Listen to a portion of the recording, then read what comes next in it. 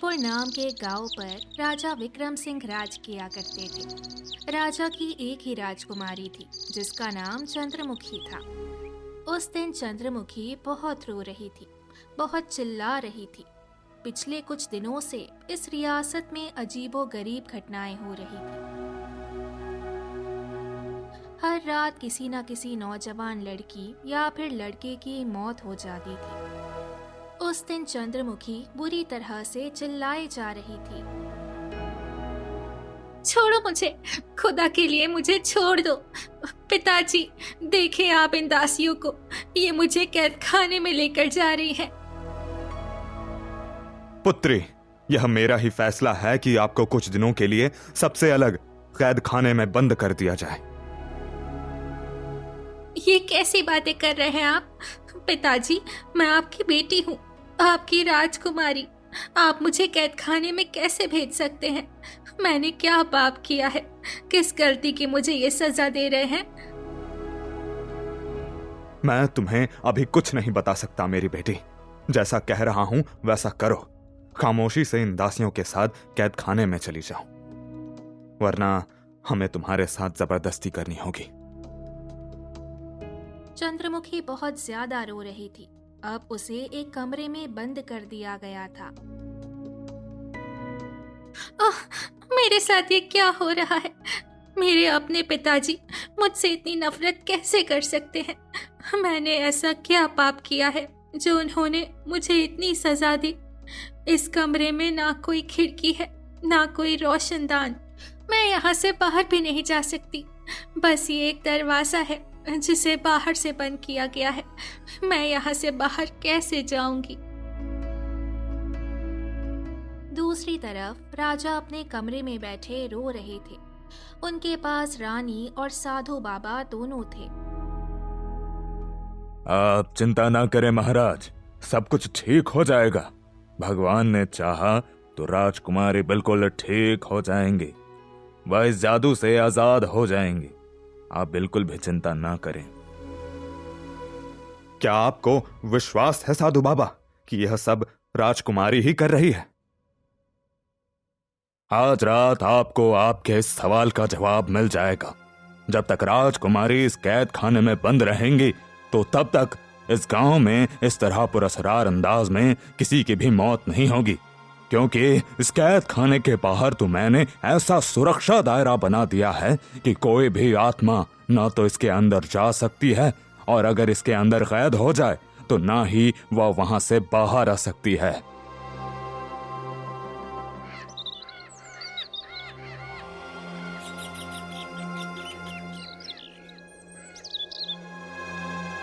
एक हफ्ता बीत गया था। दोबारा ना तो गांव में किसी की मौत हुई थी और ना ही किसी को कोई अजीब खौफनाक साया नजर आया था। उस दिन फिर से साधु बाबा राजा के सामने थे। आपको विश्वास हो गया महाराज कि मेरी बात में कितनी सच्चाई थी? साधु बाबा, यह तो मुझे पता चल गया कि यह सब मेरी अपनी बेटी की वजह से ही हो रहा है। अब आप बताएं कि इस समस्या का क्या उपाय किया जाए। एक ही ऐसा आदमी है जो राजकुमारी से इस जादू को खत्म कर सकता है। मेरी भी कोई मंत्र, कोई तपस्या काम नहीं कर रही कि मैं उस जादूगरनी का पता लगा सकूं कि वह कहां पर है और क्या कर रही है। तो कौन है वह आदमी जो हमारी मदद कर सकता है? महाराज, इस मामले में तो मैं भी आपकी कोई मदद नहीं कर सकता।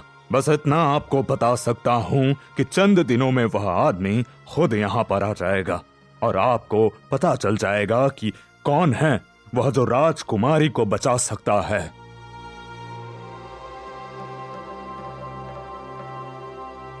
बहुत सारे दिन बीत गए थे। राजकुमारी कैद खाने में रोती रहती थी। ना कुछ खाती थी, ना पीती थी। वो बहुत कमजोर हो गई थी। अगर इसी तरह मेरी बेटी परेशान रही, इसी तरह रोती रही, तो मेरी बेटी बीमार पड़ जाएगी। वह तो कुछ खा ही नहीं रही है।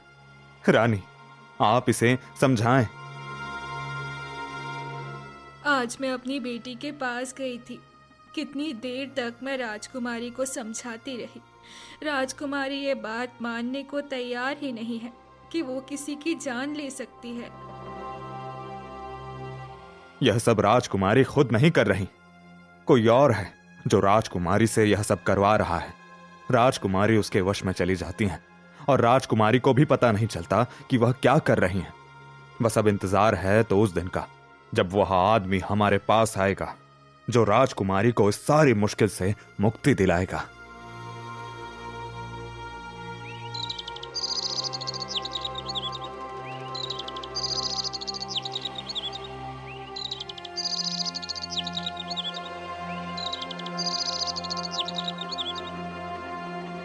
उसी गांव में रामू नाम का एक लड़का रहता था। वो बहुत ही बदनसीब था। वो जब पैदा हुआ था तो उसके माता पिता का देहांत हो गया था। वो एक अनाथ बच्चा था। गांव वाले उसे मनहूस कहते थे। रामू, अरे मनहूस आदमी, तुम्हें कितनी बार कहा है मेरी दुकान पर मत आया करो। तुम्हारा मनहूस साया मेरी दुकान पर पड़ता है तो ग्राहक ही नहीं आते। अरे भैया, मैं तो सिर्फ आपके पास कुछ खाने के लिए लेने आया था। क्या करूं, भूख लगेगी तो दुकान पर ही तो आऊंगा ना। मेरी दुकान पर मत आया करो। बाकी जिसके पास तुम्हारा दिल चाहता हो जाओ। रामू जिस दुकान पर भी जाता वहीं लोग उसे भगा देते। रामू थक हार कर एक जगह पर बैठकर रोने लगा था। पता नहीं क्या कारण है, ये लोग मुझे मनहूस क्यों कहते हैं। मेरा इस मामले में क्या दोष। रामू एक बुढ़िया के पास गया जिसने अपने घर में छोटी सी दुकान खोल रखी थी। ओ अम्मा, मुझे कुछ खाने के लिए चाहिए। पैसे लाए हो? हाँ हाँ, पैसे लाया हूं ना मैं। ये लो माँ, और मुझे कुछ खाने के लिए दे दो, बहुत भूख लगी है। बुढ़िया ने रामू को राशन दिया था। रामू वहां से बाहर निकला तो देखा कि अचानक से उस बुढ़िया के सारे सामान के ऊपर छत गिर गई थी। उस वक्त बुढ़िया दुकान से बाहर खड़ी थी, इसीलिए वो बच गई। अरे रामू, मनहूस आदमी, तुम्हारे यहाँ आने से मेरी छोटी सी दुकान का सत्यानाश हो गया। मैं एक गरीब विधवा औरत थी, इतना मुश्किल से अपना गुजारा चला रही थी। तू मनहूस आदमी यहाँ पर आया और मेरी दुकान गिर गई। हे राम, मैं क्या करूं? रामू वहां से भागते हुए अपने घर आ गया था।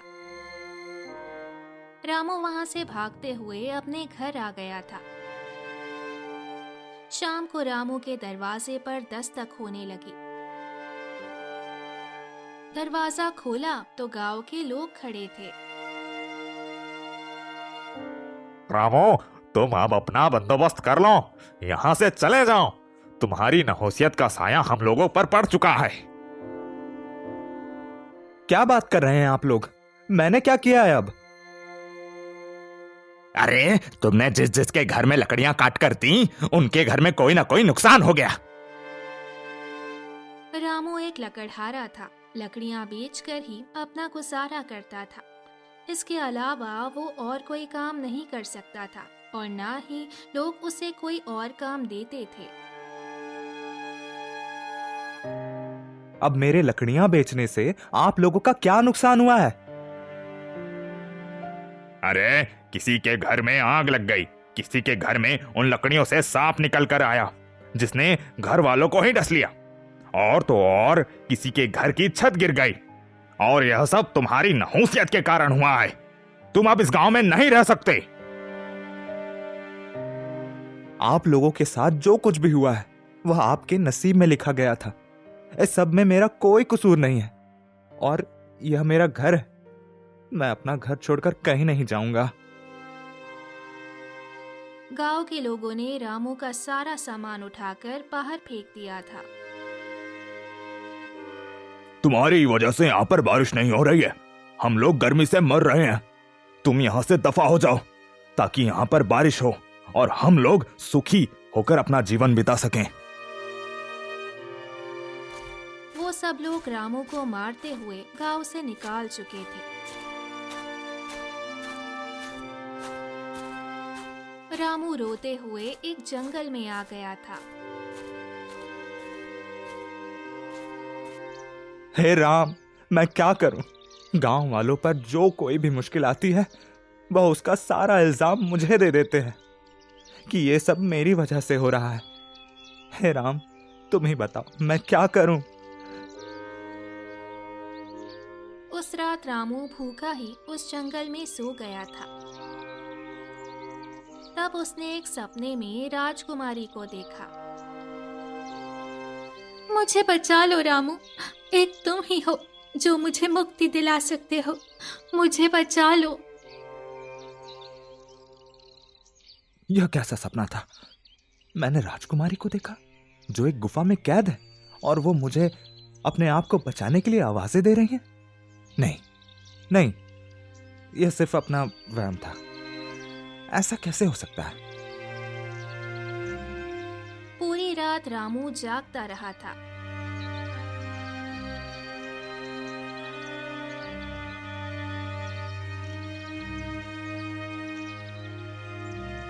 अगले दिन उसने लकड़ियां जलाकर अपने लिए खाना बनाया था। वो रात को सो रहा था जब उसने एक बार फिर से वही सपना देखा। मुझे बचा लो रामू, एक तुम ही हो जो मुझे मुक्ति दिला सकते हो, मुझे बचा लो। रामू की आँख खुल गई। मुझे महल जाना चाहिए और राजा को इस सपने के बारे में बताना चाहिए। लेकिन अगर महल के लोगों ने भी मुझे मनहूस कहकर वहां से निकाल दिया तो?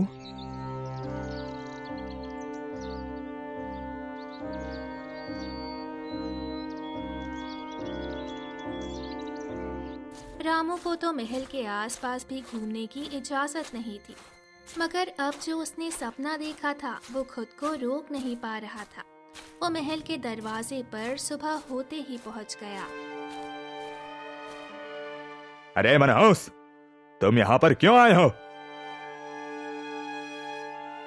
मुझे राजा से कोई जरूरी बात करनी थी, इसीलिए आया हूं। उस वक्त राजा बहुत ही उदास थे, बहुत परेशान थे। मंत्री ने उन्हें रामू की सूचना दी। ठीक है, भेज दो उसे। राजा, आप इससे जरा बचकर रहिएगा। क्यों? ऐसा क्यों? क्या वह कोई खतरनाक आदमी है? हाँ राजा, इतना खतरनाक आदमी है कि जिसके पास से गुजरता है उसी पर अपनी नहुसियत का साया छोड़ देता है। मैं ऐसी बातों पर विश्वास नहीं रखता। वह आदमी तो फिर बहुत मजलूम है जिससे सब इतनी नफरत करते हैं। ऐसे आदमी से तो प्यार से बात करनी चाहिए। रामू राजा के सामने आकर खड़ा हो गया था। राजा, मैंने रात को एक ऐसा सपना देखा जिसमें राजकुमारी मुझे अपनी मदद के लिए बुला रही थी।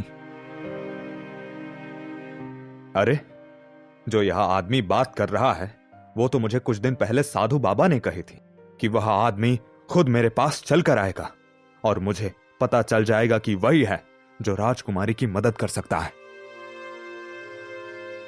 रामू ने अपना पूरा सपना राजा को बताया था। राजा ने साधु को महल में बुलाया। यह आदमी जो मुझे सपना सुना रहा है उसका क्या मतलब है?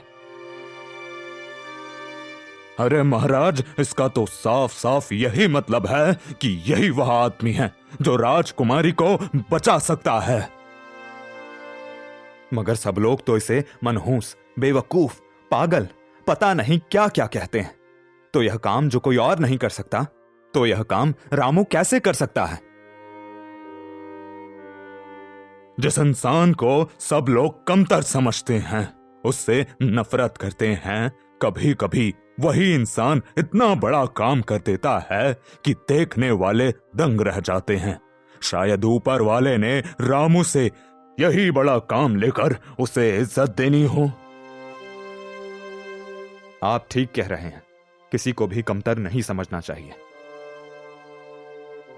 साधु बाबा रामू को लेकर जंगल में पहुंच गए थे और फिर उसे सारी बात बताई कि उसे क्या करना है। मैंने आज तक कोई भी काम सीधा नहीं किया साधु बाबा। अगर यह अमल मैंने उल्टा कर दिया, मंत्र मैंने खराब कर दिए या फिर कुछ गलत कर दिया तो राजा तो मुझे जिंदा मार डालेंगे। कोई तुम्हें कुछ नहीं कहेगा रामू, कोई तुम्हें नुकसान नहीं पहुंचाएगा। मेरी बात पर विश्वास करो और तुम अपने आप पर एतमाद रखो कि तुम वो सब कर सकते हो जो कोई दूसरा नहीं कर सकता। यह भी तो सोचो कि यह काम मैंने किसी और को क्यों नहीं बोला, सिर्फ तुम्हें ही क्यों बोल रहा हूं। ठीक है साधु बाबा, मैं आपकी सारी बातों पर अमल करूंगा। बस तुम 3 दिन यहां पर बैठकर यह तपस्या करते रहोगे और फिर 3 दिन के बाद तुम उस जगह पर पहुंच जाओगे जिसके करीब करीब वह गुफा होगी और उस गुफा में ही वह जादूगरनी होगी। और फिर मैं क्या करूंगा जब मैं उस गुफा में चला जाऊंगा? तो जब तुम उस गुफा में चले जाओगे तो तुम्हें वहां पर एक शीशे की बोतल नजर आएगी, जिस बोतल में राजकुमारी का अक्स तुम्हें नजर आएगा। बस तो सबसे पहले यह करना कि उस कांच की बोतल को तोड़ देना और फिर उस जादूगरनी के गले में जो सुर्ख रंग की माला होगी वह उसके गले से उतार कर आग में जला देनी है और फिर जल्दी से उस गुफा से निकलकर बाहर आ जाना है। इन सब से क्या होगा साधु बाबा? और मुझे यह बताइए कि उस जादूगरनी ने राजकुमारी पर क्यों जादू किया है?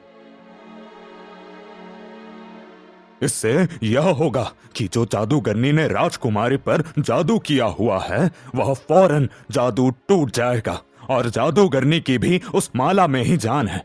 माला को जलाने से वह मर जाएगी। और हाँ, सवाल की जादूगरनी ने ऐसा क्यों किया? तो उसकी राजा के साथ पुरानी दुश्मनी है। राजा ने उसके काले करतूतों की वजह से उसे गांव से निकाल दिया था, इसलिए वह राजकुमारी से बदला ले रही है। मगर एक बात मुझे समझ नहीं आ रही साधु बाबा, क्यों जादूगरनी ने राजकुमारी पर कैसे जादू किया और आप अपने जादू से उसका क्यों पता नहीं पा रहे? बेटा, तुम्हारे पहले सवाल का जवाब यह है कि एक दिन राजकुमारी अपनी दासियों के साथ जंगल में शिकार के लिए निकली थी। वह जब जमीन पर चल रही थी तो अचानक उनके पांव में एक कांटा चुभ गया जिससे खून निकलने लगा।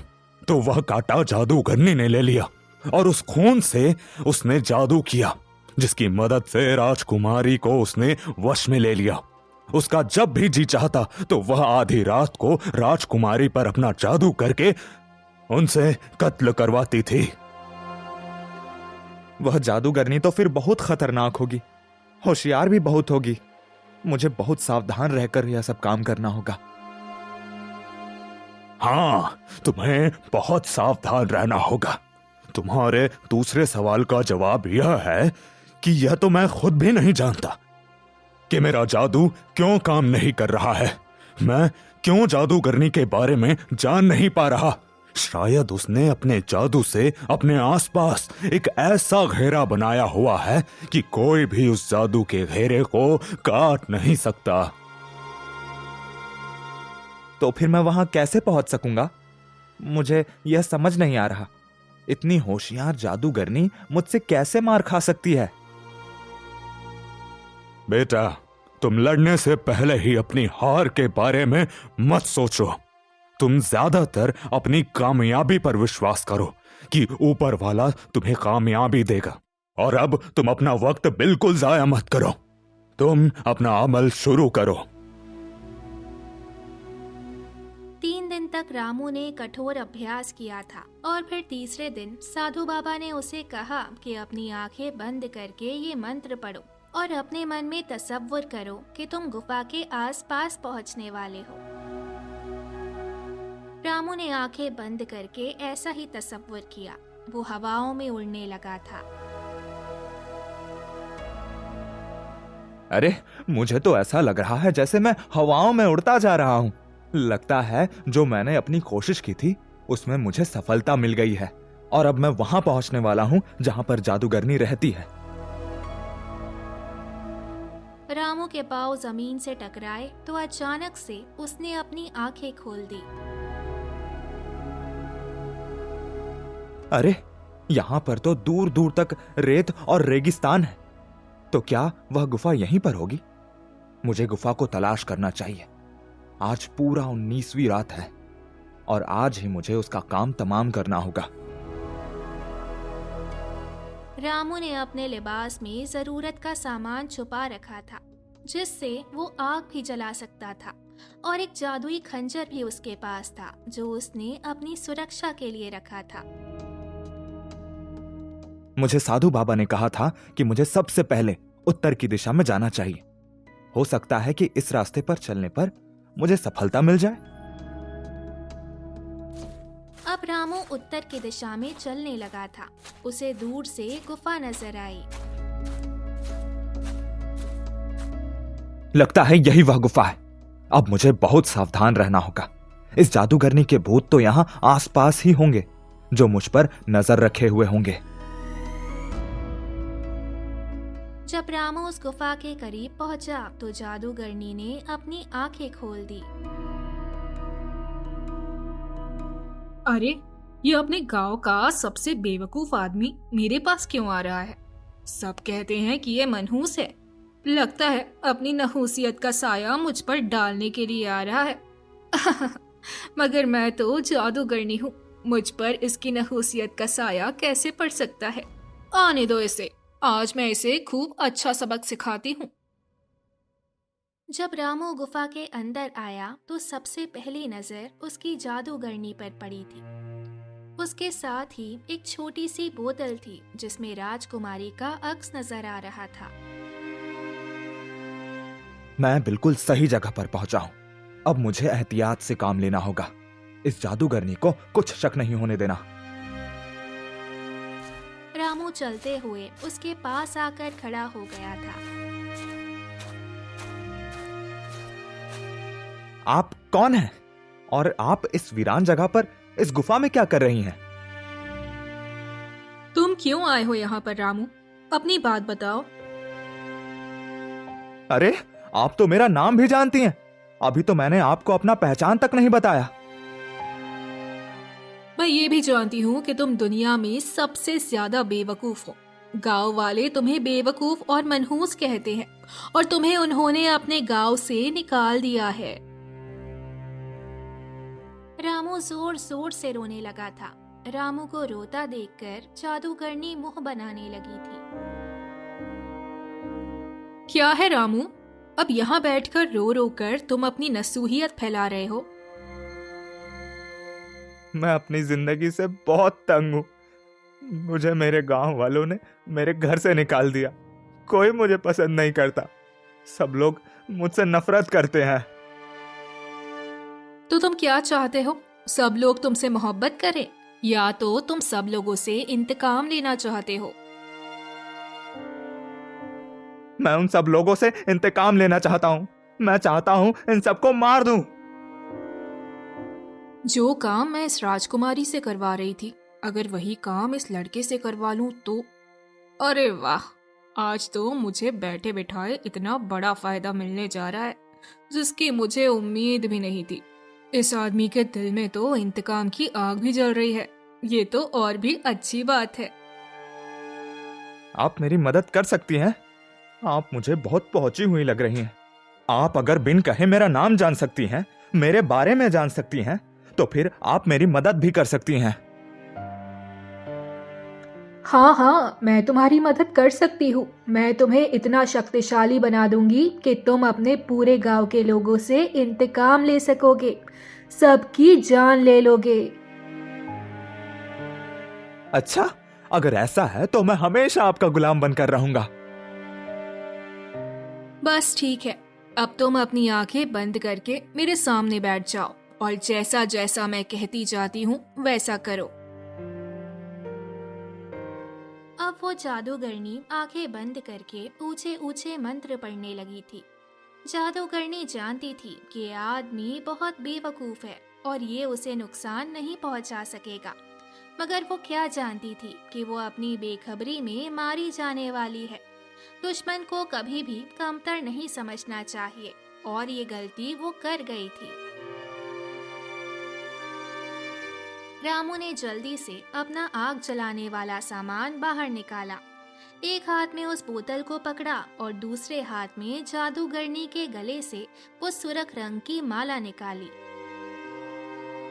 अरे ये क्या कर रहे हो मूर्ख, मेरी माला क्यों पकड़ी है तुमने?